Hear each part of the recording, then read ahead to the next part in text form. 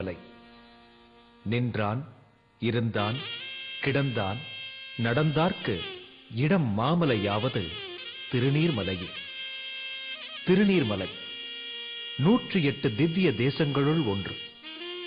திருமங்கையாழ்வார், பூதத்தாழ்வார் ஆகியோரால் மங்களாசாசனம் செய்யப்பட்ட பதி.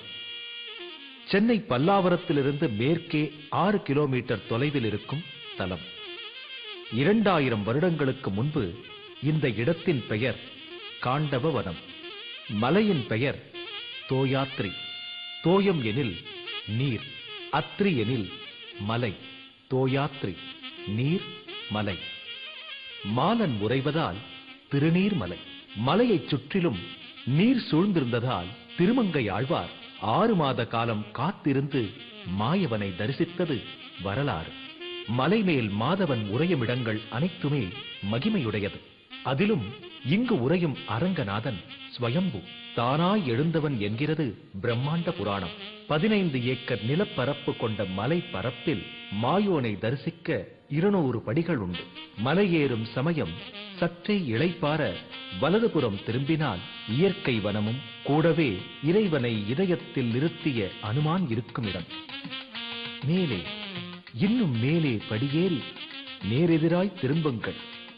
அழகாய், மிக அழகாய் செப்பனிட்டது போன்று திருக்குளம் கண்களில் விரியும். மேலே, இன்னும் மேலே கண்களில் படர்வது கல்கி மண்டபம்.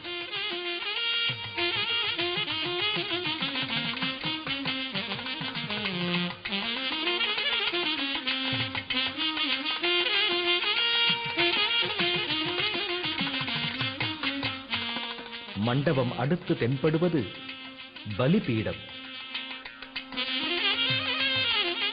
துணையாய் கொடிமரம். கொடிமரத்தை அடுத்து சிறிய மண்டபத்தோடு கூடிய சந்நிதியில் பெரிய திருவடி ஸ்ரீ கருடாழ்வார்.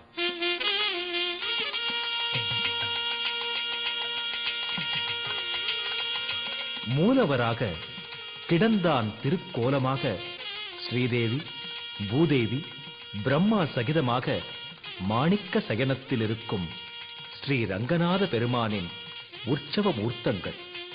தெற்கே திருமுக மண்டலத்துடன் சயனித்ததால் இந்த தலத்திற்கு மத்தியரங்கம் என்றும் பெயர்.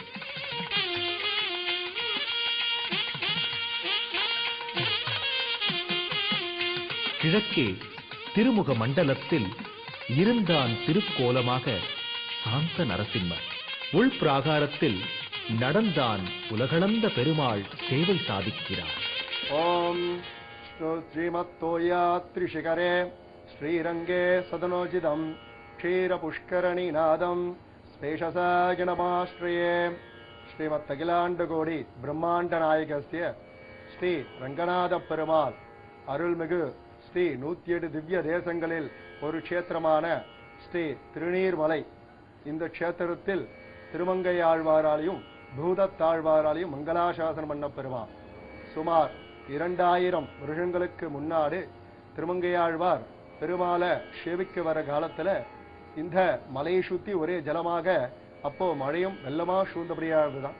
அதனால ஆழ்வாருக்கு பெருமாள் சேவை கிடைக்க முடியாம எதிர ஒரு மலையில 6 மாச காலம் போய் தங்கினார்.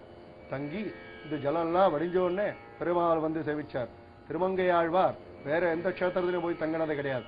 இந்த ஒரு க்ஷேத்திரத்தில் மட்டும் 6 மாச காலம் தங்கினார். இந்த 6 மாச காலம் வேற எங்கேயும் போக முடியாததுனால இந்த ஒரே க்ஷேத்திரத்துல திருமங்கையாழ்வாருக்கு பெருமாள் 4 திருக்கோலங்கள்ல சேவை சாய்க்கிறார். அதுல முதல் பெருமாள் கீழ ஸ்தலாதிபதி நின்றார் நீர் வண்ண பெருமாள் இருக்கார். அடுத்தபடியாக மலையில இருந்தான் சொல்லி சாந்த நரசிம்மர் இருக்கார். அடுத்தபடியாக கிடந்தான் ரங்கநாத பெருமாள் இருக்கார். அடுத்தபடியாக உலகளந்த பெருமாள் நடந்தான் திருக்கோலத்தில் இருக்கார். இந்த 4 பெருமாளையும் திருமங்கையாழ்வார் மங்களாசாசனம் பண்ணியிருக்கார். அதாவது 4 திவ்ய தேசங்களை சேவித்த பலம். 2000 வருஷங்கள் சேவிச்சப்படையதான்ற நின்றான், இருந்தான், கிடந்தார், நடந்தார், கிடம் மாமலையாவது நீர்மலையேன்னு சொல்லி திருமங்கையாழ்வார் மங்களாசாசனப்படி 4 திவ்ய தேசங்களை சேவிச்ச பலம். கீழே நின்றான் நீர்வண்ண பெருமாளை சேவிச்சா திருவேங்கட முடையான சேவிச்ச பலனாகும். மலையில இருந்தான் சாந்த நரசிம்மர் சேவிச்சா திருவாலி திருக்குடந்தை பெருமாள் சேவிச்ச பலனாகும்.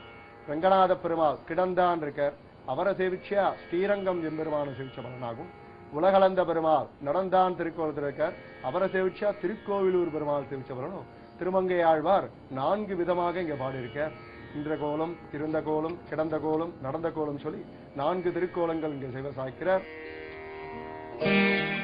வாருங்கள், மலை இறங்கி புஷ்கரணிகளோடு அடிவாரத்தில் உறையும் எம்பெருமான் நீர்வண்ணனை காணலாம்.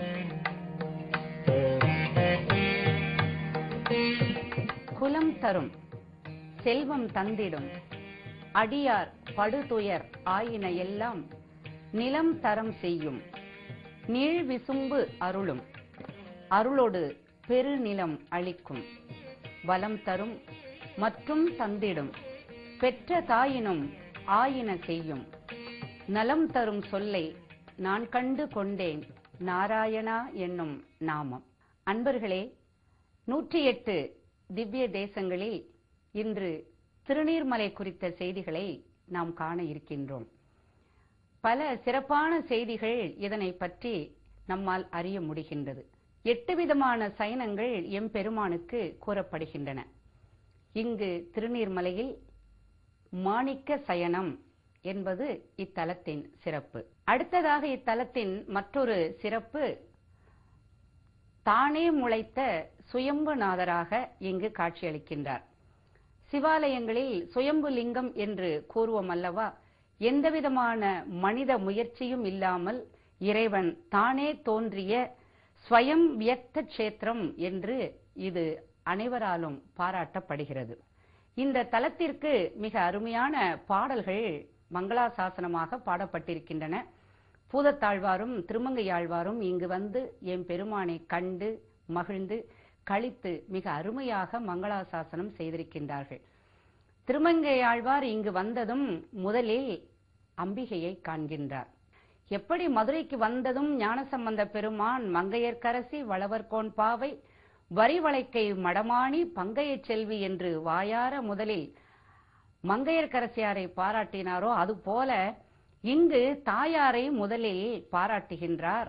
தாயாரோடு கருணையின் வடிவமாக அம்பிகையோடு அமர்ந்திருக்கின்றான் எங்களுடைய நீர்நிலை வண்ணன் என்று அவர் கூறுகின்ற அந்த மங்களாசாசன பாடல், அன்றாயர் குலக்கொடியோடு அணிமாமலர் மங்கையோடு